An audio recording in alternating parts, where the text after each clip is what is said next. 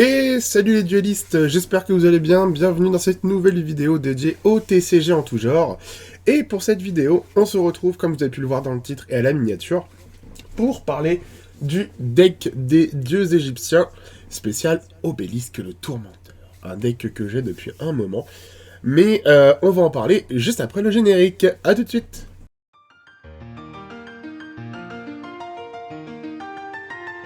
Et donc, comme je le disais juste avant, on va parler d'un deck Yu-Gi-Oh! Qui est quand même relativement ancien pour le coup, qui commence à dater vu toutes les saisons qu'on a eues. On va parler du deck des dieux égyptiens sur Obélisque le Tourmenteur. Alors, pour celles et ceux qui ont rejoint Yu-Gi-Oh! En cours de route, on a eu au tout début, dans la saison 2, le droit à 3 grands dieux égyptiens. La puissance phénoménale, dont ce gros monstre tout bleu. Je vous le montre. Il est beau, il est grand, et il est très fort, surtout. Je regarde s'il n'a pas une rareté. Non, c'est de la première édition, toute simple. Sachant que celle-là, c'est des rééditions, je crois, de 2020, donc qui ont 2-3 ans, du coup. Mais voilà, donc il faut savoir que j'ai aussi un autre dieu égyptien, j'espère avoir le troisième bientôt. Le deuxième, je vous le ferai en opening, et oui, c'est prévu, hein, je l'ai eu pour Noël dernier. Donc, je vous ferai un opening dessus. Et oui, parce que je ne l'ai toujours pas ouvert. Je l'ai eu en même temps que Digimon, donc vous, au moment où je tourne cette vidéo, vous ne l'avez pas encore, puisque ça apparaîtra le lendemain de l'enregistrement de cette vidéo-là, donc sur Obélisque et son deck. Mais voilà, donc je les ai eus en même temps. Voilà, c'était un petit cadeau de Noël sympathique. Ce qui m'a fortement impatienté pour commencer les vidéos aussi sur cette chaîne. Mais voilà, on y est. J'ai commencé, j'enchaîne, et puis voilà. Donc, Obélisque, le Tourmenteur, qui est un des 3 dieux égyptiens de la série Yu-Gi-Oh! Donc de la saison 1, 2, qu'on voit aussi jusqu'à la saison 5, si je ne dis pas de bêtises. Oui, on le voit à la saison 5. Et on a des références à Obélisque dans GX. Puisque un des dortoirs de Yu-Gi-Oh! GX s'appelle le dortoir bleu Obélisque, si ma mémoire ne me fait pas de défaut. Voilà. Donc, on va regarder un petit peu ce deck. Donc, composé majoritairement de cartes, un peu de tout, je dirais. Principalement de quoi invoquer plus rapidement Obélisque. Excusez-moi pour ce reniflement, je suis enrhumé. De quoi invoquer rapidement Obélisque. Ou du moins d'arriver rapidement à avoir de quoi l'invoquer. Voilà. Même si vous avez 3 créatures, 3 monstres sur votre terrain. Vous en invoquez un à votre tour. Il y a des cartes, il y a des effets et des cartes magiques qui vous permettent d'invoquer rapidement Obélisque lors de votre tour. Voilà. Donc on a ce... Ouais, je déplace mon tapis, pas chouette. On a ce formidable Obélisque que voilà. Ensuite on a Maré qui est assez puissant. C'est un synthoniseur, donc apparu dans Yu-Gi-Oh! 5D, si je ne dis pas de bêtises. Enfin, les synthoniseurs. Disciple de Ra. Donc, qui est pas mal aussi, qui a un bon effet, je trouve. Ouais, donc c'est en plusieurs exemplaires. Il faut savoir que les cartes sont pas dans l'ordre dans lequel j'ai ouvert le truc. Parce que je les ai déjà bien regardés depuis longtemps. On a le plumeau de Damarpi, très pratique. On a le tigre photon à 3 étoiles, mais 2000 quand même. J'aime bien. Je vous laisse faire pause. Je vous mets les effets, je vous mets la carte en grand, mais je vous laisse faire pause pour voir les effets. Parce que c'est pas forcément très pratique pour moi pour lire. Peau d'Avarice, qui est très pratique aussi, après il faut avoir de la chance. Momonga Agile, qui est une de mes cartes pour ce deck préféré. Car vous gagnez déjà 1000 points de vie si la carte est envoyée au cimetière après un combat. Et ensuite, on peut invoquer spécialement, depuis notre deck, un nombre de notre choix de Momonga Agile, sachant que cette carte-ci est en plusieurs exemplaires, c'est très très pratique. Ange 01. Voilà, je vous laisse lire l'effet, il est long. Un autre disciple de Ra. Je crois qu'il y a 3 exemplaires. Graal interdit. Alors, il faut bien choisir avec cette carte. Vous voyez, on cible un monstre sur le recto. La cible gagne 400 points d'attaque jusqu'à la fin du tour, mais les effets sont annulés. Voilà, donc ça peut être... Ça dépend quelle carte. La tempête des monarques, très long... assez long. Là, alors on ne la présente plus.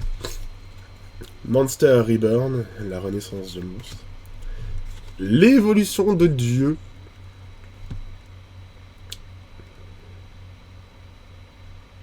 Je vous laisse lire. Un autre Digrophoton. Je sais pas comment c'est. Gizmek Makami, la forteresse accro-féroce. 2150, hein. Attaque-défense pour une 6 étoiles. Super méga agile hamster. Vous voyez, c'est vraiment le genre de deck où vous pouvez rapidement invoquer des monstres sur votre terrain, parce que regardez, si on réussit à faire une invocation flip, on peut invoquer un monstre bête de max niveau 3 depuis notre deck en position de défense face verso. Donc, ouais, on peut invoquer rapidement plusieurs créatures sur son terrain. Mandragora, colonie du mal. Pareil. Si on l'a en main, qu'on peut invoquer que notre adversaire contrôle plus de monstres que nous, on peut invoquer spécialement cette carte depuis la main, ce qui est très pratique. Un autre disciple de rat. Salamandra, colonie du mal. Une petite carte piège, mur de résistance de niveau. Gizmekuka, le renard festif de la fécondité, qui a en gros 2250 quand même. Je vous laisse lire. Ah, une magie. Double invocation. Les arts sont stylés, j'aime beaucoup. On peut faire 2 invocations, pose normale, pas uniquement une si on joue cette carte. Donc voilà, encore une fois, très très pratique. Si on arrive à protéger ces cartes. Point du destin, l'attaque de Obélisque. Si vous contrôlez un monstre dont le nom d'origine est Obélisque le Tourmenteur, annule les effets d'un monstre à effet contrôlé par votre adversaire. Je vous laisse lire, hein, toujours. Bazou, le mangeur d'âme. Capsule d'une autre dimension. Alors, il y a des cartes, je suis pas très fan, parce que c'est pas mon style de jeu. Dragon squelette cuirassé. Mais, bon, ça va, c'est un deck qui est fait pour aller vite à l'invocation. Castor agile. Vous voyez, encore une fois, hein, il est faible, mais l'effet peut être bénéfique pour nous si on veut vite invoquer Obélisque. Vu que c'est un deck, je rappelle que c'est un deck qui tourne entièrement autour de lui. Preuve en est, avec le croisement d'âme. Je vous laisse lire. Force de miroir de la noyade. Appel de l'être hanté, on ne la présente plus non plus. Unité de ravitaillement qui est une magie continue.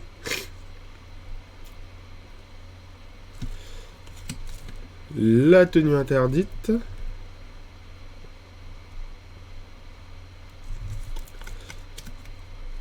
On a un cyberdragon, magnifique. Une sorcière condamnée. Je vous laisse lire les faits. Un contrôle cérébral, donc parfait. Parfait aussi pour avoir un autre monstre à contrôler. Pour invoquer plus rapidement Obélisque, on le rappelle encore. Le dragon démasqué. Un autre Momonga. Une lance interdite. Momonga. Et duplication des clones. Alors, comme j'ai dit, il y a certaines cartes que je n'aime pas, puisque ce n'est pas le style de jeu que j'affectionne particulièrement, ou le style de monstre. Mais, voilà, c'est vraiment un deck qui tourne... Faut que j'arrête de déplacer mon tapis. Faut que je le fixe. Mais, voilà, c'est vraiment un deck qui tourne autour de cette carte, pour l'invoquer le plus rapidement possible. Après... Très honnêtement, j'aurais tendance à faire des changements de cartes. Surtout pour certaines... Pour pouvoir après protéger Obélisque. Ou du moins pouvoir, à défaut, protéger les monstres que je veux garder en vie pour lui. pour servir son invocation. Il y en a. Mais voilà, grosso modo, tout tourne autour de lui. Vous verrez dans le prochain opening que je ferai sur l'autre dieu égyptien que j'ai, ce sera pareil. Il y a des cartes qu'on aime bien, d'autres qu'on n'aime pas. Pas parce qu'elles ne plaisent pas, mais parce que c'est pas le style qu'on aime bien, de monstre ou de jeu. Mais voilà, ça sert vraiment à invoquer le dieu égyptien en question. La puissance en question, la plus grosse qu'on ait dans le jeu. Et surtout après, à le protéger, à augmenter ses points d'attaque. Et donc à dégommer votre adversaire, on va dire ça comme ça. Moi franchement, les dieux égyptiens, c'est un deck que j'affectionne particulièrement depuis longtemps. Depuis très très longtemps même. Parce que c'est vraiment... quand j'étais dans la cour de récré, je jouais avec les dieux égyptiens et voilà, c'était un bonheur d'essayer de les invoquer. Frustrant quand il n'y en arrivait pas parce que, à force, les adversaires savaient comment empêcher de l'invoquer. Mais c'était marrant. Ça reste bon enfant, ça reste marrant. Voilà, c'était pas des tournois vraiment avec quelque chose à la clé. C'était vraiment drôle de jouer comme ça, Slifer ou Obélisque ou Ra, qui étaient à l'époque, quand on était jeune, très compliqués à invoquer parce qu'on avait du mal. Voilà. Pas forcément parce que les adversaires savaient comment faire, mais parce que même pour nous, c'était compliqué de pouvoir les invoquer. Mais c'était marrant. Mais voilà. c'est le jeu, c'est la dureté du jeu, mais on aime ça. Voilà. Dites-moi votre avis sur ce deck. Ça me ferait plaisir d'avoir des petits commentaires sur le deck, sur Obélisque le Tourmenteur en lui-même, ou sur certaines cartes que vous n'aimez pas, ou que vous aimez bien. Peut-être même que vous rajouteriez d'autres cartes, voire changer. C'est bon à savoir. N'hésitez pas à me le dire. En tout cas, j'espère que cette vidéo vous aura plu. N'hésitez pas à laisser un petit j'aime pour montrer que vous avez aimé. Ça me fait toujours plaisir et ça me motive. Laissez un petit commentaire aussi. Je vous invite à me rejoindre sur les réseaux sociaux. Lien dans la description. Il y a mon Instagram et mon TikTok. Donc ça me ferait plaisir d'avoir plus de gens là-dessus. Sachant qu'en plus, avant le début de cette vidéo, j'ai posté un TikTok. Donc vous le verrez quelques jours, vous verrez qu'il est quelques jours avant cette vidéo. Sur Insta aussi, j'essaye d'être assez actif. Donc allez voir, ça me ferait plaisir. N'hésitez pas à vous abonner si vous me découvrez ou que vous regardez des vidéos sans être encore abonné. Ça serait super plaisant aussi, ça ferait venir peut-être beaucoup plus de monde sur la chaîne. Car j'ai plein de trucs de prévu. Voilà, il y a des projets qui arrivent déjà. Et puis voilà. N'hésitez pas encore une fois à me dire s'il y a des choses à améliorer, d'autres à changer. Mais dans la façon de faire, voilà, je sais que c'est pas forcément la façon professionnelle de ceux qui font des openings ou des reviews. C'est pas grave, c'est ma façon de faire. Bon, il y a toujours des choses à améliorer, on le sait. Donc n'hésitez pas.